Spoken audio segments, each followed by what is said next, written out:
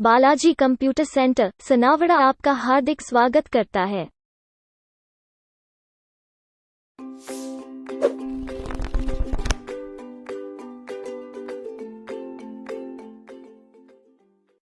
Computer शुरू करना। आइए अब सीखते हैं कंप्यूटर शुरू करना। डेस्कटॉप या लैपटॉप को ऑन बटन दबाकर शुरू किया जा सकता है। आमतौर पर डेस्कटॉप या लैपटॉप में अगले हिस्से पर एक पावर का बटन होता है। अपने कंप्यूटर को शुरू करने के लिए इन चरणों का पालन करें। चरण 1, कंप्यूटर पर ऑन बटन ढूंढें। चरण 2, बटन को दबाएं या पुश करें। कुछ कंप्यूटर्स पर कंप्यूटर की ऑन स्थिति में बटन रोशन होता है। लैपटॉप पर सामने वाले हिस्से पर अक्सर एक लाइट होती है। अगर डेस्कटॉप मॉनिटर से जुड़ा होता है तो सुनिश्चित करें कि मॉनिटर चालू है। अधिकांश कंप्यूटर मॉनिटर्स पर स्क्रीन के निचले कोने पर एक ऑन ऑफ बटन होता है। मॉनिटर चालू होने पर बटन अक्सर हरे रंग की रोशनी से रोशन होता है। चरण 3, अब आपको कंप्यूटर पर लॉगिन करना होगा। यदि आप अपने कंप्यूटर के एकमात्र उपयोगकर्ता या यूजर हैं, तो इसके शुरू होने पर सीधे डेस्कटॉप पर पहुंच सकते हैं। यदि आप किसी सार्वजनिक कंप्यूटर का उपयोग कर रहे हैं, उदाहरण के लिए एक पुस्तकालय या साइबर कैफे में, तो आपको लॉगिन करने के तरीके के बारे में निर्देश दिए जाएंगे। यदि आप अपने कंप्यूटर को अन्य लोगों के साथ साझा कर रहे हैं, तो प्रत्येक उपयोगकर्ता का एक अलग लॉगिन खाता बनाया जाएगा। जब आप कंप्यूटर शुरू करते हैं, तो स्क्रीन कुछ इस तरह से दिखाई देगी। जब आप अपने नाम के ऊपर स्थित आइकन पर क्लिक करेंगे, तो आपको एक पासवर्ड के लिए कहा जाएगा। स्टार्ट करने से पहले मुख्य उपयोगकर्ता या व्यवस्थापक को आपके लिए इसे सेट करना चाहिए। अपने पासवर्ड को टाइप करें और तीर पर क्लिक करें। कंप्यूटर सिस्टम के प्रमुख घटक। आइए अब हम जानते हैं कंप्यूटर सिस्टम के प्रमुख घटकों के बारे में। कंप्यूटर सिस्टम में कई घटक होते हैं जो कंप्यूटर पर कार्य करने में सहायक होते हैं। कंप्यूटर सिस्टम परिभाषा। कंप्यूटर एक इलेक्ट्रॉनिक डिवाइस है। कंप्यूटर ऐसे उपकरणों से बने होते हैं जो डेटा को इनपुट करते हैं, प्रोसेस करते हैं एवं संग्रहित करते हैं और इच्छित स्वरूप में परिणाम देते हैं। डेटा का मतलब रॉ फैक्ट्स एंड फिगर्स है। डेटा एक इनपुट डिवाइस के माध्यम से, जैसे कि कीबोर्ड से, कंप्यूटर में इनपुट किया जाता है और कंप्यूटर की मेमोरी में संग्रहित किया जाता है। इसके बाद यह दिए गए निर्देशों के सेट के अनुसार कार्य करता है। कंप्यूटर परिणाम को आउटपुट डिवाइस के माध्यम से, जैसे कि मॉनिटर, प्रदर्शित करता है। कंप्यूटर डेटा संसाधित करता है और सूचना का उत्पादन करता है। कंप्यूटर केवल विद्युत संकेतों जैसे कि ऑन और ऑफ को ही समझ सकते हैं, जहां ऑन का मतलब सर्किट ऑन है एवं ऑफ का मतलब सर्किट ऑफ है। आमतौर पर एक कंप्यूटर में processor, main and secondary memory, power supply और सहायक हार्डवेयर को एक धातु के केस में रखा जाता है। इनमें से अधिकांश घटक कंप्यूटर के मुख्य सर्किट बोर्ड से जुड़े होते हैं, जिन्हें मदरबोर्ड कहा जाता है। बिजली की आपूर्ति ज्यादातर घटकों के लिए बिजली आपूर्ति घटक करती है। सभी बाहरी उपकरण जैसे कि कीबोर्ड, मॉनिटर आदि केस के पीछे कनेक्टर्स के माध्यम से जुड़े होते हैं। कंप्यूटर सिस्टम के प्रमुख हार्डवेयर घटक हैं processor, input device, output device, main memory, secondary memory. Processor एक इलेक्ट्रॉनिक डिवाइस है जो सिलिकॉन वर्क का बना होता है एवं एक सिलिकॉन वर्क लाखों छोटे विद्युत भागों का बना होता है।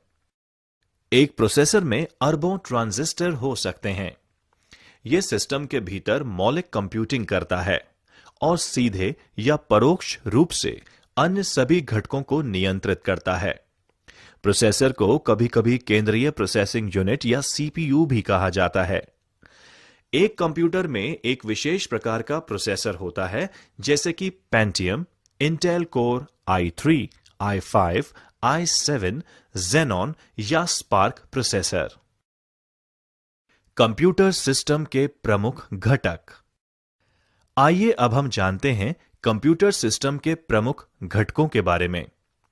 कंप्यूटर सिस्टम में कई घटक होते हैं जो कंप्यूटर पर कार्य करने में सहायक होते हैं। सॉफ्टवेयर घटक।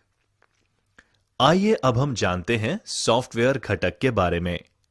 कंप्यूटर सिस्टम के सॉफ्टवेयर घटक की कोई भौतिक उपस्थिति नहीं होती।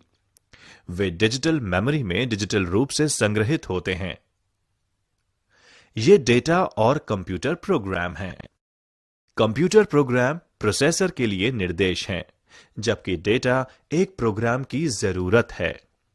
डेटा कई तरह के हो सकते हैं, जैसे अल्फाबेटिक डेटा, संख्यात्मक डेटा, इमेजेस, ऑडियो डेटा इत्यादि। अब हम एक एक करके एक कंप्यूटर सिस्टम के सभी घटकों के बारे में जानेंगे। इनपुट डिवाइस के साथ शुरुआत करते हैं। सबसे अधिक इस्तेमाल किए जाने वाले इनपुट डिवाइस हैं कीबोर्ड, पॉइंटिंग उपकरण, स्कैनर और ऑडियो उपकरण जैसे माइक्रोफोन। इससे पहले कि हम इसके बारे में जानना शुरू करें, आइए रमेश और सुरेश के बीच की ये बातचीत सुन लें। हेलो रमेश। हाय सुरेश। तुम कहीं खोए हुए लग रहे हो, क्या हुआ? हाँ सुरेश, मैं इनपुट और आउटपुट डिवाइस में थोड़ा कंफ्यूज हूँ, तुम मेरी कुछ मदद करो ना। ठीक है रमेश, रुको, मैं एक उदाहरण के माध्यम से तुम्हें समझाता हूं। मानव शरीर का उदाहरण लें तो सूचना आंख, कान, नाक, जीभ और त्वचा के माध्यम से मस्तिष्क में प्रवेश करती है। इसी प्रकार एक कंप्यूटर में इनपुट डिवाइस जैसे कीबोर्ड, माउस आदि के माध्यम से जानकारी प्रवेश करती है। तो मान लो अगर मैं टीवी देख रहा हूँ तो उस केस में रिमोट कंट्रोल और उसके बटन इनपुट डिवाइस होने चाहिए। बिल्कुल सही कहा। इसके अलावा मॉनिटर और स्पीकर आउटपुट डिवाइस हैं, जिसके माध्यम से हम एक कंप्यूटर या टीवी से जानकारी प्राप्त कर सकते हैं। प्रिंटर भी एक आउटपुट डिवाइस है, क्योंकि ये आपको प्रिंट आउटपुट देता है। एक सेकंड रुको, तो इंसान के मस्तिष्क के बारे में क्या कहोगे? ये इनपुट डिवाइस है या आउटपुट डिवाइस? इनमें से कोई भी नहीं है। हमारा मस्तिष्क सिर्फ एक सीपीयू की तरह है, जो इनपुट और आउटपुट डिवाइस को जोड़ता है। कल्पना करो, अगर तुम सीपीयू से कीबोर्ड या प्रिंटर अलग कर दो, तो क्या कीबोर्ड से कंप्यूटर को इनपुट दे सकोगे? क्या तब भी तुम्हें कंप्यूटर से प्रिंट आउट मिलेगा? नहीं, मुझे नहीं लगता। बिल्कुल सही।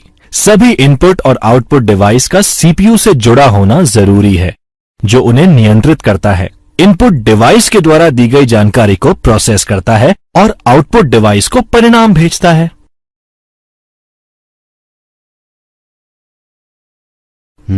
अब चीजें काफी समझ में आई हैं। शुक्रिया दोस्त। आइए अब कीबोर्ड के बारे में जानते हैं। कीबोर्ड सबसे अधिक इस्तेमाल किए जाने वाला इनपुट डिवाइस है। ये एक टाइपराइटर जैसा उपकरण है, जो अक्षर, अंक और कमांड टाइप करने के लिए प्रयोग में लिया जाता है। इसमें स्विच की एक मैट्रिक्स यानी एक स्विच में कुंजी होती है। प्रत्येक दबाई गई कुंजी सीपीयू को एक डिजिटल कोड भेजती है, जो ये पता करता है कि कौन सी की दबाई गई है। कंप्यूटर डिजिटल कोड को डिकोड कर दबाई गई कुंजी का निर्धारण करते हैं। अब हम कीबोर्ड लेआउट के बारे में सीखते हैं।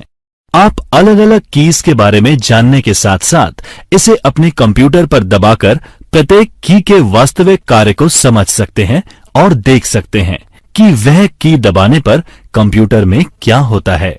कीबोर्ड मूल रूप से एक पारंपरिक टाइपराइटर के साथ एक नंबर पैड और कुछ विशेष कीज का समूह होता है, जैसे एरो की, F1 से F12 तक फंक्शन कीज इत्यादि। Navigation keys. नेविगेशन कीज जो कि कीबोर्ड पर स्थित होती हैं, ये कर्सर को आसपास स्क्रीन पर स्थानांतरित करने के लिए प्रयोग की जाती हैं। इनमें 4 arrow keys, page up, page down, home और एंड शामिल हैं। इसके अलावा फंक्शन कीज भी होती हैं, जो एप्लीकेशन के अनुसार विभिन्न कार्यों के लिए शॉर्टकट होती हैं। F1 की सामान्यतः हेल्प के लिए एक स्टैंडर्ड शॉर्टकट है जो सभी एप्लीकेशंस में लगभग यही कार्य करता है। कीबोर्ड में सामान्यतः 12 फंक्शन कीज होती हैं। विंडोज की विंडोज ऑपरेटिंग सिस्टम का उपयोग करने वाले कंप्यूटर के कीबोर्ड पर एक कुंजी होती है। इस की पर विंडोज लोगो प्रदर्शित होता है। इस की को कंट्रोल और ऑल्ट के बीच रखा गया है और इस पर क्लिक करने पर विंडोज में स्टार्ट मेन्यू प्रदर्शित हो जाता है। कंट्रोल ऑल्ट की को कॉम्बिनेशन की भी कहा जाता है, क्योंकि इन्हें अन्य कीज के साथ दबाने पर कुछ निश्चित कार्य किए जा सकते हैं। टॉगल की वह की जो दो अलग अलग इनपुट मोड के बीच इनपुट को टॉगल करता है, उसे टॉगल की कहा जाता है। ये एक लाइट स्विच के समान है जिससे लाइट को ऑन या ऑफ किया जाता है। सबसे सामान्य टॉगल की में caps lock, num lock, scroll lock और इंसर्ट की सम्मिलित हैं। कैप्स और लोअर केस यानी छोटे अक्षर और अपर केस यानी कैपिटल अक्षर के बीच शब्दों को टॉगल करता है। नम लॉक इनपुट को लेटर और नंबर में टॉगल करता है। अब कीबोर्ड पर उपस्थित कुछ स्पेशल कीज पर एक नजर डालते हैं। विंडोज की से विंडोज में स्टार्ट मेन्यू प्रारंभ होता है। अन्य विशेष कुंजी में इनपुट डिवाइस की एक अन्य श्रेणी है पॉइंटिंग डिवाइस, जो एक इनपुट इंटरफेस है जिसकी मदद से एक उपयोगकर्ता कंप्यूटर में डेटा दर्ज कर सकता है। ग्राफिकल यूजर इंटरफेस यानी GUI माउस या अन्य उपकरण को डेस्कटॉप की सतह पर घुमाकर वे माउस के स्विच एक्टिवेट कर उपयोगकर्ता यानी यूजर को कंप्यूटर को नियंत्रित करने और डेटा उपलब्ध कराने में मदद करता है। पॉइंटिंग डिवाइस के हलचल के संकेत स्क्रीन पर माउस की हलचल या अन्य दृश्य सूचक से मिलता है। पॉइंटिंग डिवाइस के सामान्य कार्यों में पॉइंट क्लिक व ड्रैग ड्रॉप आते हैं। कुछ प्रचलित पॉइंटिंग डिवाइस हैं mouse, track ball, touch pad, track point, graphics tablet, joystick और टच स्क्रीन। पॉइंटिंग डिवाइस एक USB पोर्ट के माध्यम से कंप्यूटर से जुड़े होते हैं। माउस सबसे लोकप्रिय पॉइंटिंग डिवाइस है। पहले माउस में एक बॉल होती थी जो कि माउस के निचले भाग की सतह पर रोल होती थी। जैसे ही हम माउस को हिलाते हैं, उसमें मौजूद आंतरिक रोलर्स बॉल के मूवमेंट को सेंस करके माउस कॉर्ड यानी माउस केबल के माध्यम से कंप्यूटर को सूचना भेजते हैं। आजकल ऑप्टिकल माउस का प्रचलन है, जिसमें रोलिंग बॉल का उपयोग नहीं किया जाता है, बल्कि इसके स्थान पर एक लाइट और छोटे सेंसर का उपयोग किया जाता है, जो मेज की सतह के एक छोटे से भाग से माउस को मूवमेंट का पता लगाने के लिए इस्तेमाल होता है। यह तार रहित या वायरलेस माउस रेडियो तरंगों के माध्यम से कंप्यूटर के साथ संचार बनाए रखता है। माउस को एक हाथ से संचालित इलेक्ट्रॉनिक डिवाइस भी कहा जा सकता है, जो कि आपके कंप्यूटर स्क्रीन पर कर्सर को नियंत्रित करता है जब आप इसे चारों ओर एक माउस पैड पर घुमाते हैं। माउस में स्क्रॉल व्हील्स भी होते हैं, जो कि GUI के साथ काम करने में सहायक सिद्ध हो सकते हैं। पारंपरिक PC माउस में 2 बटन होते हैं, जबकि मैकिन्टॉश माउस में एक ही बटन होता है। टच पैड छोटे, फ्लैट, आयताकार पॉइंटिंग डिवाइस होते हैं, जो दबाव और गति के प्रति संवेदनशील होते हैं। आजकल अधिकांश लैपटॉप कंप्यूटर्स में एक टचपैड पॉइंटिंग डिवाइस होती है। यूजर टचपैड की सतह पर उंगली को फिराकर या फिसलाकर स्क्रीन पर कर्सर को एक जगह से दूसरी जगह मूव करते हैं। Left and right click button pad के नीचे स्थित होते हैं। टचपैड इस्तेमाल करने के लिए माउस की अपेक्षा बहुत कम जगह की जरूरत पड़ती है और इनमें कोई मूविंग भाग भी नहीं होता। Track point. कुछ नोटबुक कंप्यूटर जैसे IBM थिंकपैड में टच पैड के लिए भी जगह नहीं होती। ऐसे में अंदर अक्सर एक ट्रैक पॉइंट होता है, जो कि कीबोर्ड की कीज के बीच समाहित एक छोटी रबर प्रोजेक्शन होती है। ट्रैक पॉइंट एक छोटे जॉयस्टिक की तरह कार्य करता है, जिसे कर्सर की स्थिति को नियंत्रित करने के लिए इस्तेमाल किया जाता है। ट्रैक बॉल भी एक स्थिर पॉइंटिंग डिवाइस की तरह ही होता है, जिसमें बॉल टॉप पर या साइड में स्थित होती है। हम ट्रैक बॉल को रोल करने के लिए उंगलियों का प्रयोग करते हैं और आंतरिक रोलर्स इस मूवमेंट को सेंस करके निर्देशों को कंप्यूटर तक पहुंचाते हैं। ट्रैक बॉल डेस्क पर स्थिर बनी रहती है और इसकी वजह से हमें ट्रैक बॉल का उपयोग करने के लिए बहुत ज्यादा जगह की जरूरत भी नहीं होती। आजकल ऐसे ऑप्टिकल ट्रैक बॉल उपलब्ध हैं जिनमें रोलर्स की जरूरत नहीं होती है और व्हील्स के गंदे होने की भी कोई समस्या नहीं होती। जॉयस्टिक भी पॉइंटिंग डिवाइस है जो अक्सर कंप्यूटर गेम और सिम्युलेटर में इस्तेमाल किया जाता है। जॉयस्टिक्स और खेल नियंत्रकों के विभिन्न प्रकार बाजार में उपलब्ध हैं। Graphics tablet, digitizer, digital drawing tablet, pen tablet, digital art board एक कंप्यूटर इनपुट डिवाइस हैं जो कि एक विशेष कलम की तरह दिखने वाले स्टाइल्स के साथ हाथ से चित्र, एनिमेशन और ग्राफिक्स बनाने के लिए एक उपयोगकर्ता को सक्षम बनाता है। यह एक व्यक्ति द्वारा पेंसिल और कागज के साथ चित्र बनाने के समान है। इन टैबलेट्स को डेटा या हस्तलिखित हस्ताक्षर कैप्चर करने के लिए भी इस्तेमाल किया जा सकता है। यह एक कागज के टुकड़े से चित्र का पता लगाने के लिए भी इस्तेमाल किया जा सकता है। एक स्कैनर मुद्रित पृष्ठ या प्रिंटेड पेज ग्राफिक का डिजिटलीकरण करता है। उसको छोटे छोटे पिक्सेल्स वाली इमेज अलग अलग ब्राइटनेस एवं कलर के साथ में परिवर्तित करके कंप्यूटर को संचारित यानी ट्रांसमिट करता है। स्कैनर के 3 मुख्य प्रकार होते हैं: flat bed scanner, sheet fed scanner और हैंडहेल्ड स्कैनर। छात्रों, अब इन स्कैनर्स के मुख्य फीचर्स को समझते हैं। फ्लैट बेड एक स्कैनर या फोटोकॉपी मशीन का एक प्रकार है जो दस्तावेज या अन्य वस्तुओं को स्कैन करने के लिए एक फ्लैट कांच की सतह का उपयोग करता है। अधिकांश फ्लैट बेड स्कैनर में एक एडजस्टेबल ढक्कन होता है जो कि मैगजीन, किताबें और अन्य मोटी वस्तुओं को स्कैन करने के लिए उठाया जा सकता है। शीट फेड स्कैनर, जिसे एक ऑटोमेटिक दस्तावेज स्कैनर या एडीएफ स्कैनर के रूप में भी जाना जाता है, एक डिजिटल इमेजिंग सिस्टम है जिसे विशेष रूप से पेपर के अलग अलग शीट को स्कैन करने के लिए बनाया गया है। इसका व्यापक रूप से व्यवसायों द्वारा कार्यालय दस्तावेजों को स्कैन करने के लिए उपयोग होता है और कभी-कभी पुस्तकों को स्कैन करने के लिए अभिलेखागार और पुस्तकालयों द्वारा प्रयोग किया जाता है। शीट फेड स्कैनर्स की उनके द्वारा हैंडल किए जाने वाले कागज के वजन और आकार, ड्यूटी साइकिल रेटिंग, गति प्रति मिनट पृष्ठों की और ड्यूप्लेक्स क्षमता के संदर्भ में तुलना की जा सकती है। हैंडहेल्ड स्कैनर वह है जिसे हाथ से स्कैन की जाने वाली वस्तु के ऊपर से घुमाया जा सकता है। हैंडहेल्ड स्कैनर समकक्ष डेस्कटॉप स्कैनर की तुलना में छोटे और कम महंगे होते हैं, लेकिन आंशिक रूप से उपयोगकर्ता की निपुणता पर निर्भर करते हैं जो स्कैनर को कागज के ऊपर से घुमाते हैं। इन स्कैनर में ट्रे भी उपलब्ध होते हैं जो कि स्कैनर को एक सीधी रेखा में चलने में मदद करते हैं। बारकोड अलग अलग मोटाई वाली लाइनों का एक सेट होता है जो एक नंबर दर्शाते हैं। बारकोड रीडर बारकोड से डेटा इनपुट के लिए उपयोग किया जाता है। दुकानों में अधिकांश उत्पादों पर बारकोड होती है। आप किसी भी स्थानीय डिपार्टमेंटल स्टोर पर जाकर इसका साक्षात उदाहरण देख सकते हैं। बारकोड रीडर बारकोड की लाइनों पर प्रकाश की बीम डालता है और कितनी प्रकाश की मात्रा वापस रिफ्लेक्ट होती है उसके आधार पर बारकोड का नंबर पढ़ता है। ऑप्टिकल रिकग्निशन डिवाइस अक्षर, अंक और कोड को पढ़ने के लिए प्रकाश स्रोत का उपयोग करता है और फिर उन्हें डिजिटल डेटा में बदल देता है।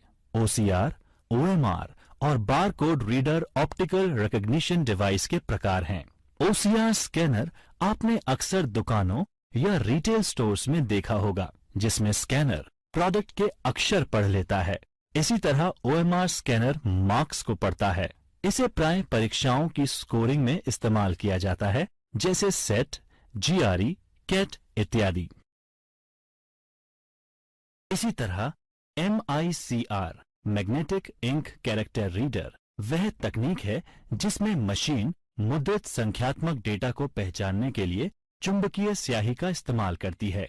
MICR रीडर कैरेक्टर का पता लगाकर उन्हें डिजिटल डेटा में परिवर्तित करते हैं। हालांकि ऑप्टिकल तरीकों OCR पुरानी MICR टेक्नोलॉजी की तरह जटिल है, पर चुंबकीय स्याही का अभी भी प्रयोग किया जाता है। ये धोखाधड़ी को रोकने का कार्य करता है, क्योंकि एक फोटोकॉपी चेक को चुंबकीय स्याही के साथ प्रिंट नहीं किया जाएगा। Optical mark reader. आइए अब जानते हैं ऑप्टिकल मार्क रीडर के बारे में। ये एक विशेष स्कैनर है जो पेंसिल या पेन द्वारा किए गए निशान के एक पूर्व निर्धारित प्रकार की पहचान करने के लिए उपयोग होता है। सबसे आम उदाहरण परीक्षाओं में प्रयोग किए जाने वाली उत्तर पुस्तिका OMR उत्तर पुस्तिका को स्कैन कर आउटपुट के रूप में परिणाम का उत्पादन करने के लिए प्रयोग किया जाता है। OMR सर्वेक्षण, चुनाव और परीक्षणों में भी प्रयोग किया जाता है। Optical character recognition. आइए अब जानते हैं ऑप्टिकल कैरेक्टर रिकग्निशन के बारे में। Optical character recognition machine encoded form में इमेजेस, प्रिंटेड या हस्तलिखित टेक्स्ट का इलेक्ट्रॉनिक रूपांतरण करता है। यह व्यापक रूप से स्वचालित डेटा एंट्री के लिए इस्तेमाल किया जाता है, जैसे OCR यूज करके printed paper data records, passport दस्तावेजों, बैंक चालान, बैंक स्टेटमेंट्स, कंप्यूटरीकृत रसीदें, बिजनेस कार्ड, मेल आदि के डेटा को स्कैन करके डिजिटल फॉर्म में परिवर्तित कर सकते हैं।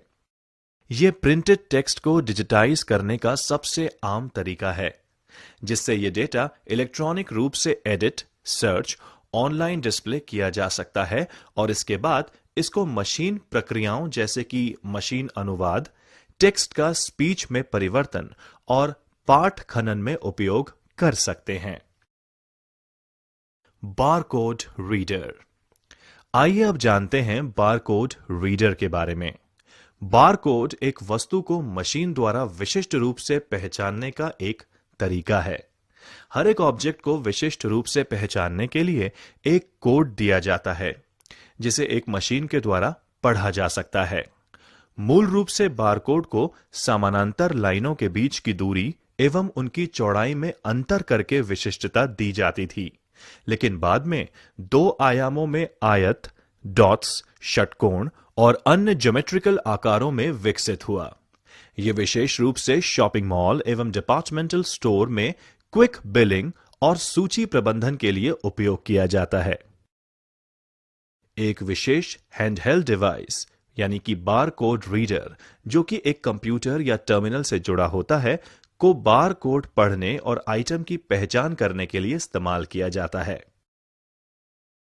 कैश मेमोरी मुख्य मेमोरी से तेज होती है। यह मुख्य मेमोरी की तुलना में कम समय का उपयोग करती है। यह अस्थायी उपयोग के लिए डेटा स्टोर करती है। यह ऐसे प्रोग्राम को संग्रहित करती है जो छोटी अवधि के लिए संग्रहित किया जा सकता है। कैश मेमोरी की कुछ सीमाएं भी हैं।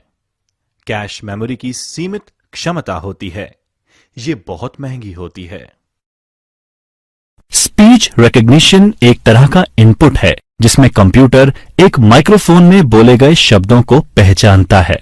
नवीनतम प्रौद्योगिकी निरंतर स्पीच रिकग्निशन का इस्तेमाल करती है, जहां उपयोगकर्ता को शब्दों के बीच पॉज लेने की जरूरत नहीं होती है। वेबकैम एक वीडियो कैमरा होता है जो रियल टाइम में कंप्यूटर से कंप्यूटर नेटवर्क तक इमेज या चित्रों को फीड करता है या स्ट्रीमिंग करता है। जब कंप्यूटर से वीडियो स्ट्रीम कैप्चर की जाती है, उसे कंप्यूटर पर सेव करके देखा जा सकता है, दूसरे सिस्टम या नेटवर्क पर भेजा जा सकता है, जैसे इंटरनेट या ईमेल के साथ अटैचमेंट के रूप में। एक दूरस्थ स्थान के लिए भेजा गया वीडियो स्ट्रीम उस कंप्यूटर पर सेव किया जा सकता है, डाउनलोड करके देखा जा सकता है या कहीं और भी भेजा जा सकता है। एक आईपी कैमरा जो ईथरनेट या वाईफाई का उपयोग करके कंप्यूटर से जुड़ता है, के विपरीत एक वेबकैम आमतौर पर एक यूएसबी या इसी तरह के किसी अन्य केबल द्वारा कंप्यूटर से जोड़ा जाता है या लैपटॉप अथवा कंप्यूटर हार्डवेयर में इनबिल्ट आता है।